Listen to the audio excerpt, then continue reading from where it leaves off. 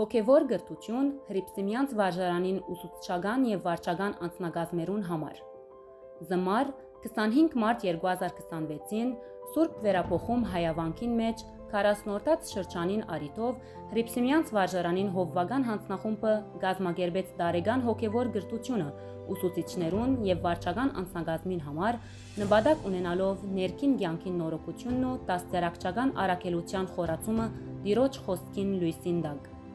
Հանդիպումը սկսավ մասնակիցներու ընդունելությամբ հրաշագործ Ցավամայրին մադրան մեջ, ուր կատարվեցավ բացման աղոթք եւ երկվեցավ մարեմական շարականը ավետման դոնին արիտով, աղոթական ու մտածական մթնոլորտին մեջ։ Ապա բոլորս ուղվեցանք Արձիվյան սրահը, ուր Կերաբայծար հայրմաշտոց Թակատիր Ձայրակուն Վարդապետ Զահտերյան Զմարու վանքին մեծավորն ու պատրիարքական գղերին միապանության պատրիարքական փոխանորդը ներկայացուց խոր հոգևոր նյութը, դաստիարակչական հադուկ երանքով հիմնված Սերմնացանի արագին վրա։ Կերաբայծար վանահայրը բացադրեց Աստուծո խոսքն ընդունող դարբեր հողերը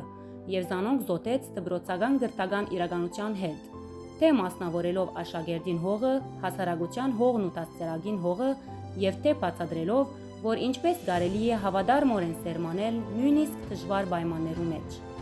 Ապա հայր Արամ Վարդապետ Աբրահամյան, վարժարանին հոգևոր վարիչը, գազմեց մասնակցային աշխատանիստ workshop-ը,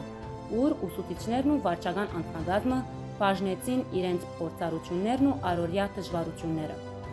Աշխատանիստին ընթացքին շեշտը դրվեցավ գրթական միջավայրին մեջ հողին իրականության ընթերցումին վրա, աշակերտներ, մշակներ, ընտանիքներ եւ անհատներ, ինչպես նաեւ այն սերմին որոշումին վրա, որ յուրաքանչյուրը կանչված է սերմանելու հավատքով, հույսով եւ սիրով։ Ուշադրության հանձնելու ենք, թե այս աշխատաժողովը ստեղծեց անկեղծ հաղորդակցության ու խոր մտածումի միջավայրը, օգնելով մասնակիցներուն միացնելու հոգևոր խորհրդածությունը եւ գործնական ապրումը իրենց գրթական դաստիարակչական առաքելության հետ։ Հոգևոր գրթությունը ավարտեցավ խմբանկարով ու Սուրբ Պատարագին տոնական մասնակցությամբ։ Օրը փակվեցավ եղբայրական աբակով, որ ավելի ամրապնդեց մեր դպրոցական գրթական ընտանիքին մեջ հաղորդակցությունը, փոխադարձ վստահությունը, հարկանքն ու սերը։